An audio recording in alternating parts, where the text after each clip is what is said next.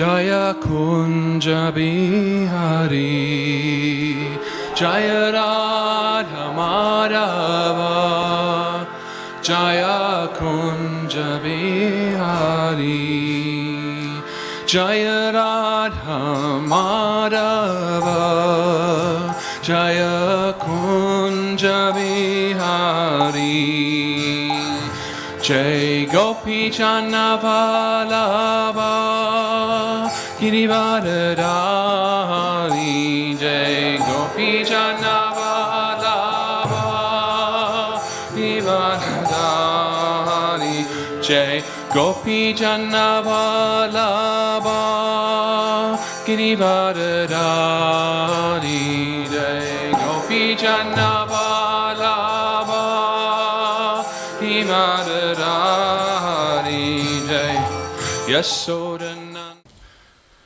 Om Namo Bhagavate Vasudevaya. Om Namo Bhagavate Vasudevaya.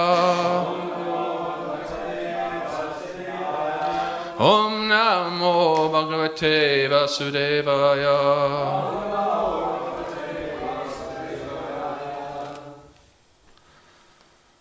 So here we are. Okay. As usual, we'll go through the verse.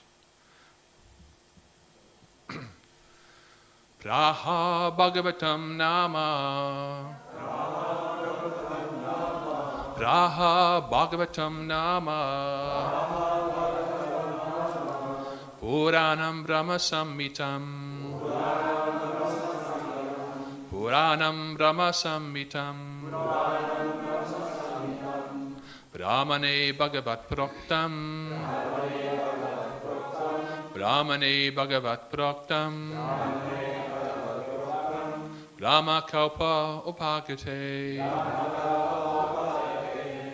Brahma Kalpa Upakate.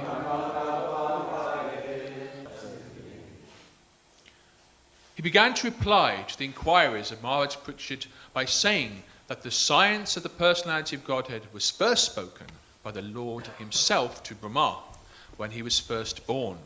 Srimad Bhagavatam is a supplementary Vedic literature, and it is just in pursuance of the Vedas. So Srila Prabhupada's purport. Srimad Bhagavatam is the science of the personality of Godhead. The impersonalist always tries to represent the personal feature of the Lord, not knowing the science of this great knowledge, and Srimad Bhagavatam is in pursuance of the Vedas and scientific knowledge of the personality of Godhead. To learn this science, one should take shelter of the representative of Sri Shukadev and follow in the footsteps of Maharaj Parikshit without foolishly attempting to interpret, thereby committing a great offence at the feet of the Lord. The dangerous ways of interpretations by the non-devotee class of men have played havoc in understanding the Srimad Bhagavatam, and the careful student should be always alert in this matter if he at all wants to learn the science of Godhead. Sri Chaitanya Manobhistam Sapitam Yena Bhutale Swayam Rupa Gadamayam Tadati Svapatantikam He Krishna Karuna Sindhu Dinabandhu Jagatpate Gopisha Gopika Kanta Radha Kanta Namustate Tatsa Kanta Gorange Radha Vindavanishvare. So we're taken back here, are we not, to the very beginning of this universe, before creation, when Lord Brahma had just been born. Of course, here, Prabhupada, of course, is giving special mention in his purport to the significance of the Srimad Bhagavatam, linking this, of course, to the before the creation even of this universe.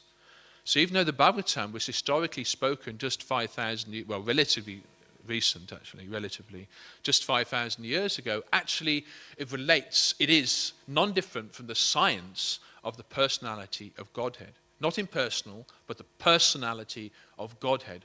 And this is linked even going back to the very first prayer of this universe, the Govindam prayers, which we hear, of course, during deity greeting every morning. So all these are basically all complementing each other. They're all saying there's personalities behind everything in the universe. So instead of talking about the Big Bang, we talk about Lord Brahma, for example. And so instead of talking about the impersonal Brahman or the inner light or the oneness, we talk about the personality of Godhead. However, Prabhupada here is mentioning in his purports, so in fact I'll come back to this later, but because it's such a prominent feature in his purport, I'll mention it before I forget. Prabhupada writes, the dangerous ways of interpretations by the non-devotee class of men have played havoc in understanding the Srimad Bhagavatam. In other words, one has to appear in the line of disciplic succession, hear from a spiritual master, and repeat what you've heard. But personal interpretations or listening to those who have their own motivation, using the Srimad Bhagavatam for a bit of money, a bit of prestige, for their own ego, for their own, and more importantly, or just as importantly, their own purports, their own understanding, especially perhaps if it is an impersonal understanding or some other type of non-bona fide way of approaching the Srimad Bhagavatam. The Srimad Bhagavatam is, as we all know, we hear it often, but it's full of personalities all the way through. It's one leela after another leela, one prayer after another prayer. So there's no way you can easily justify that the Bhagavatam is basically saying, no, it's all nothingness, or it's all nihilism, or it's all impersonal, when there's so much personality imbued in the leelas and the other pastimes as described in the Bhagavatam.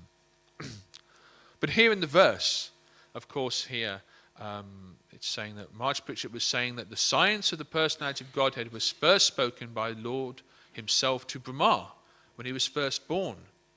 So let us cast our minds back now about something in the region of about 155 trillion years, approximately, to when Lord Brahma was first born, when he appeared on this lotus flower, actually, that was coming from the lotus stem, coming from the navel of Garbhadakshay Vishnu. Thank you. Garbhadakshay Vishnu. Lord Brahma found himself there. Actually, he didn't know what he was supposed to do. You imagine it. You awaken. You come into being everywhere around you, every direction, like this, with your four heads, at least, is darkness. There is nothing. You don't know what to do. You hardly know what your purpose is. You are pure intelligence, and yet still there's something higher required in order for creation to truly begin. There's this lotus flower. So what do? You go, okay, what's beneath the lotus? You climb down the lotus stem. But he climbed and he climbed and he climbed down, and still, apart from the lotus flower and the lotus stem, he could not see anything else. It must have been quite frightening, actually. And for many, many celestial years, he climbed down the stem, but in the end he gave up and he had to come back up again. And then, of course, he realized the process is an internal one. And he meditated, of course, on the words Om Tat Sat. Words of the Om, the universal Tat Sat. This is the universal absolute truth. And at that moment, after meditating internally, he was able to take darshan of Lord Govinda himself. And of course, this instigates, of course, the famous Govindam prayers, which I think I'll share with you a little bit. We're familiar with them, but sometimes, at least myself, I need to be reminded of the English, because often we hear it, don't we, in deity greeting. And actually, at least preaching to myself, I need to sometimes turn to the English translation to remind myself what it's really all about. So, of course, it was spoken by Lord Brahma to Lord Govinda.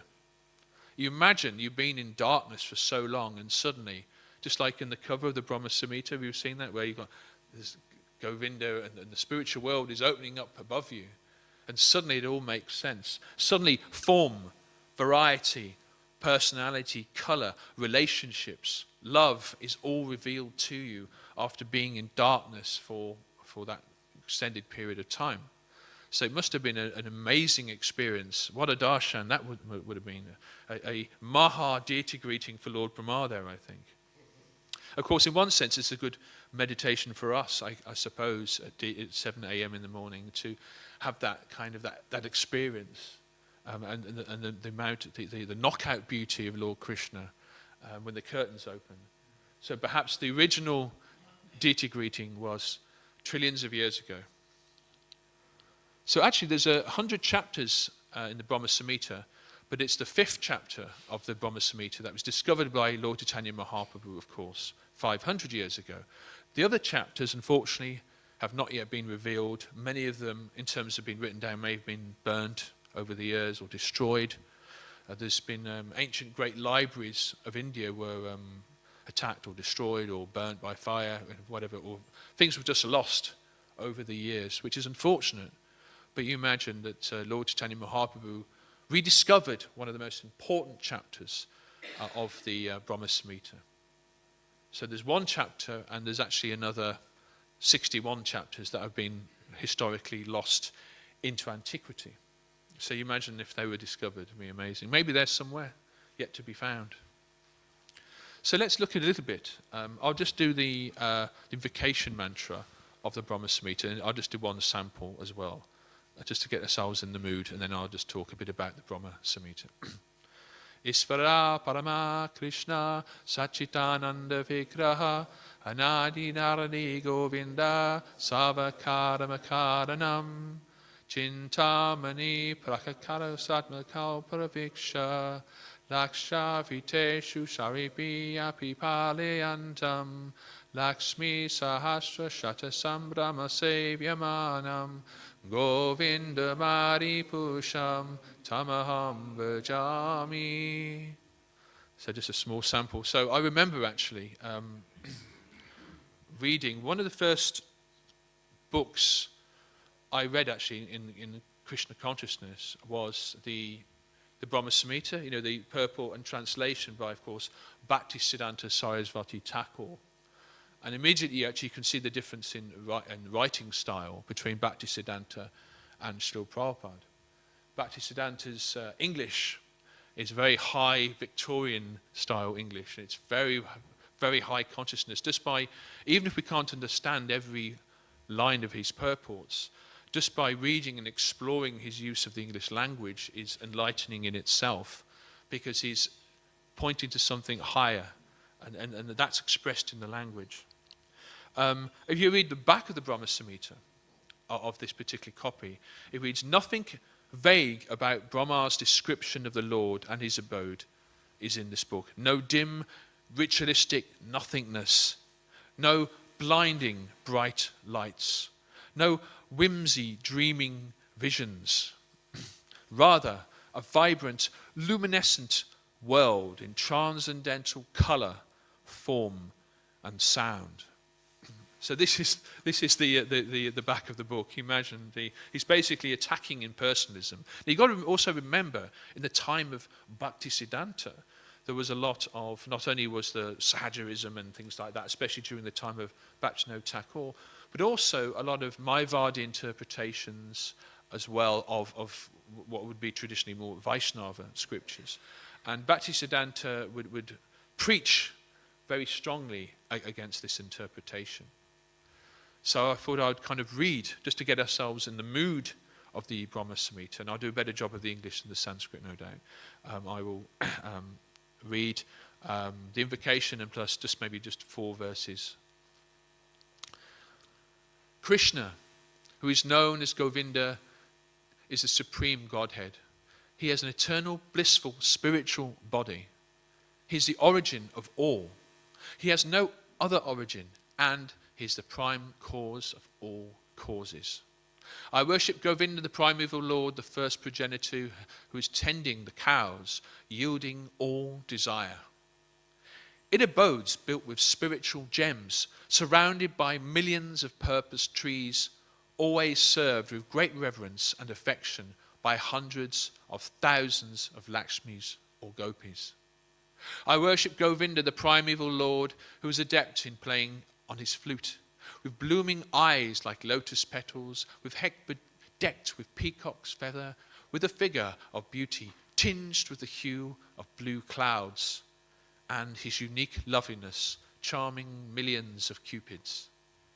I worship Govinda, the primeval Lord, round whose neck is swinging a garland of flowers, beautified with the moon locket, whose 2 hands are adorned with flute and jeweled ornaments, who always revels in pastimes of love, whose graceful threefold bending form of Shamsundar is eternally manifest.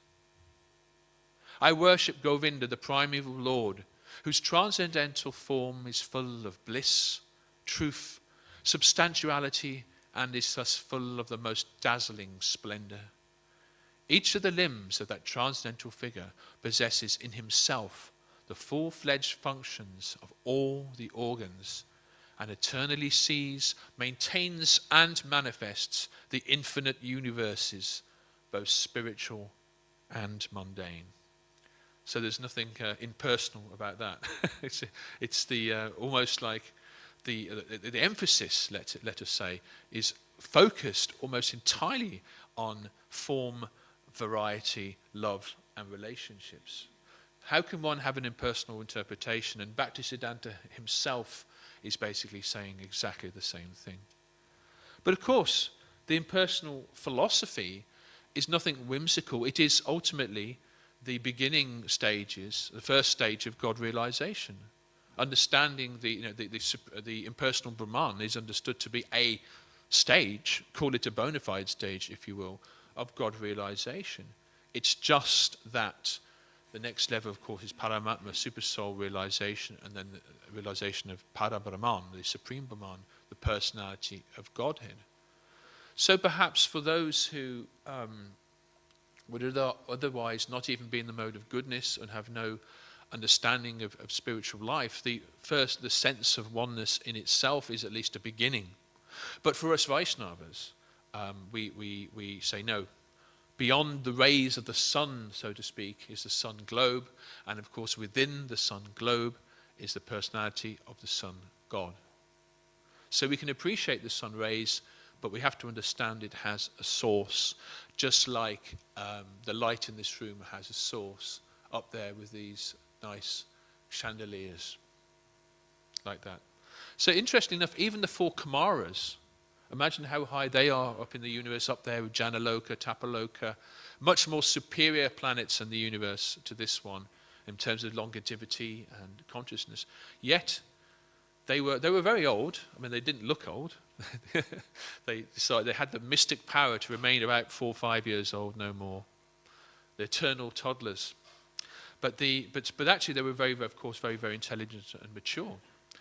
But actually they weren't always personalists.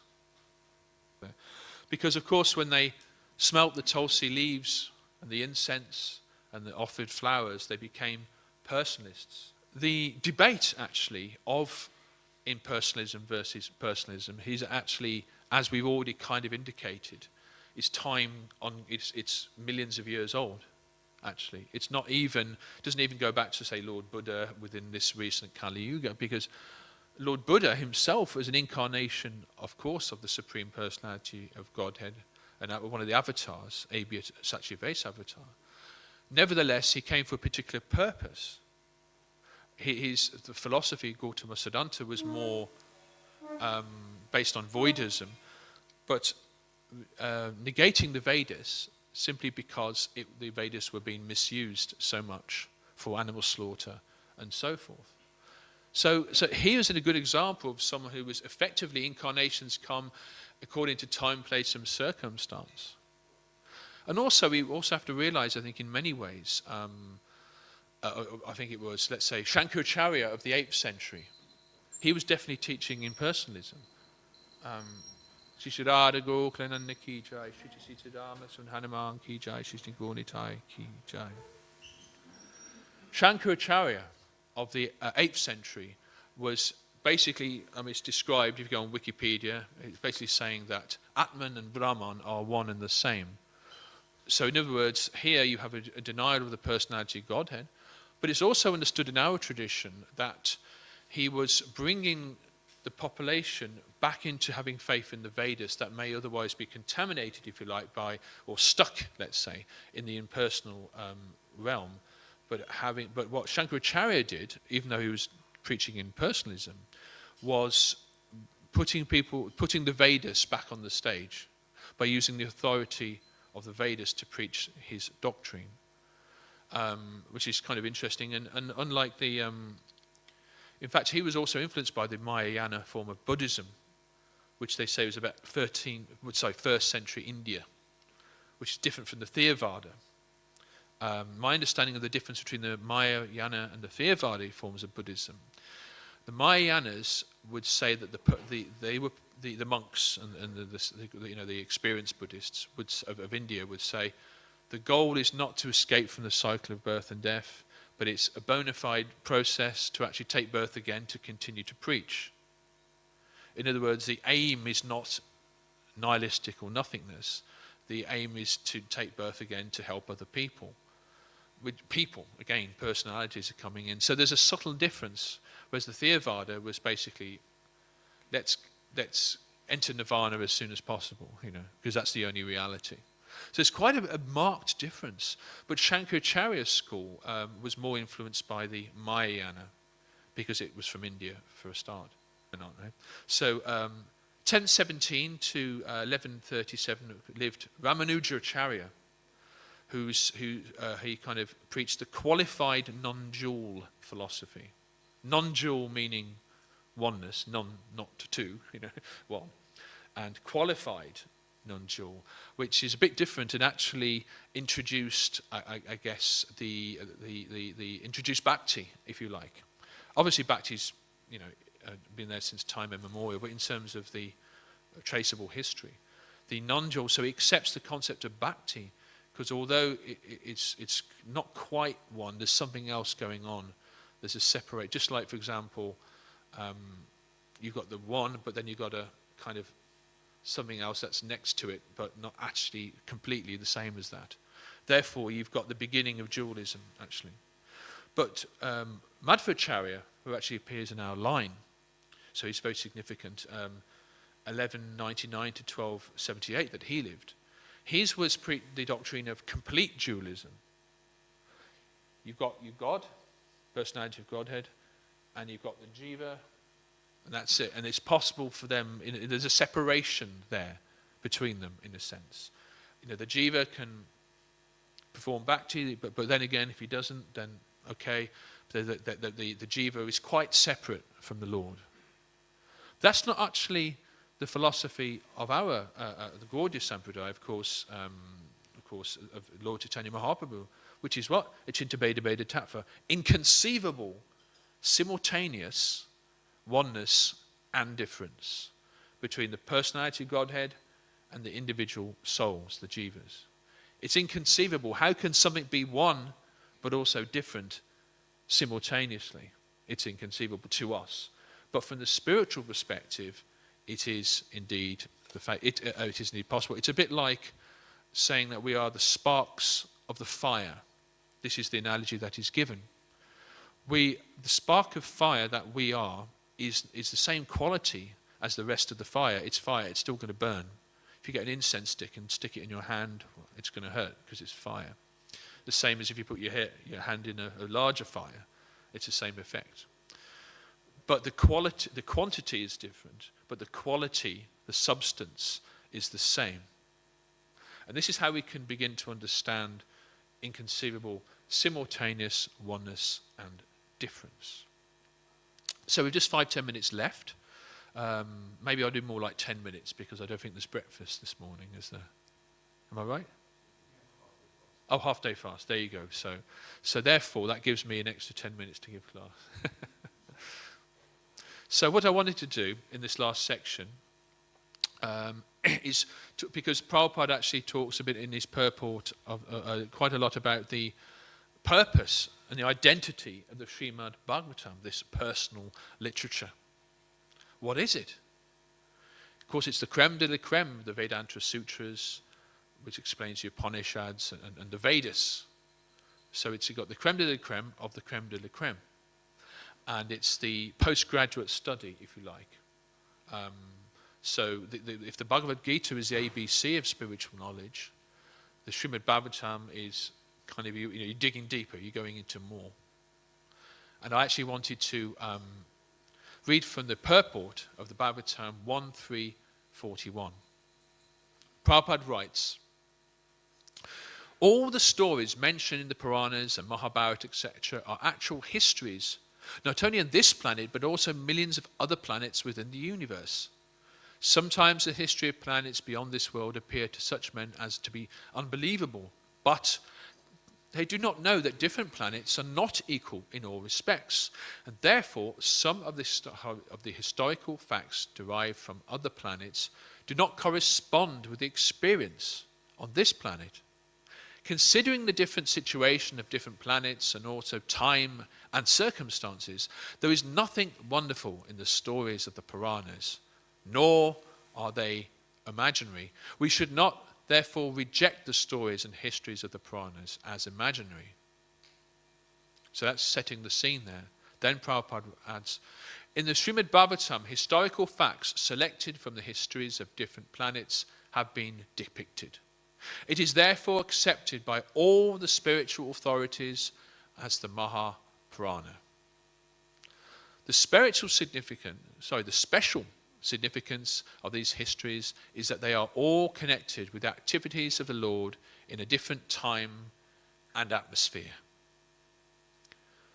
The Srimad Bhagavatam, it is compared to the cream of the milk. We mentioned that, didn't we? Vedic literature is like the milk ocean of knowledge. Cream or butter is the most palatable essence of milk, and so is the Srimad Bhagavatam, for it contains all palatable, instructive and authentic versions of different activities of the Lord and his devotees. There is no gain, Prabhupada said, there is no gain, however, in accepting the message of Bhagavatam from the unbelievers, atheists and professional reciters who make a trade from the Bhagavatam for the layman. It was delivered by Srila Sukadeva Goswami, and it has nothing to do with the Bhagavatam business. He did not have to maintain family expenses such as trade. Srimad Bhagavatam should therefore be received from the representative of Sukadeva. In other words, Prabhupada obviously, in India you do get Bhagavatam reciters, and I'm not saying they're all wrong, some of them may be great, but Prabhupada here he appears to be indirectly referring to those that basically will recite Bhagavatam as a profession, who don't really have an understanding of its purpose, or have an incorrect understanding of its purpose, or don't even believe it. Or scholars and other offenders, if you like, would be scholars who would basically say it's stories, nice little stories made up by the sages. They didn't have television in those days, so they just told each other stories before they went to bed, but it didn't actually happen. This is, it's mythology, it's mumbo jumbo kind of thing. There are those that would say that. Or there's those that would say, well, it may be based loosely on a history, but over the years it's been elaborated a bit. They'd say, well, okay, so there was a king, yes, and he had a wife and he did this. But the bit about going to the other planet, okay, that's going a little bit outside of my experience. That must be mythology. But actually, Prabhupada here is saying, no, we must take a relatively quite a literal interpretation. I think that's the right word. A literal interpretation of the Bhagavatam. Obviously, we have to also use a sense of discrimination as well. In other words, some of the words and some of the pastimes may be impossible for us to believe or to fully imagine, let's say, or to digest. But the point is that historically they happened. We may not be able to imagine it with our brains or even the limited vocabulary of English or another language. But we can have faith that they are historical truths, if not on this planet, but either a very long time ago, somewhere else in the cosmos. So that's the first thing. Second thing is those who speak Bhagavatam, Brahmanas, for example, in ancient India, would receive a voluntary donations, a stipend, a bit of dakshin from people in the villages or whoever, because Brahmanas were relying on donations. Whether it was door to door or whether they speak Bhagavatam, but it was for the purpose of glorifying Bhagavatam.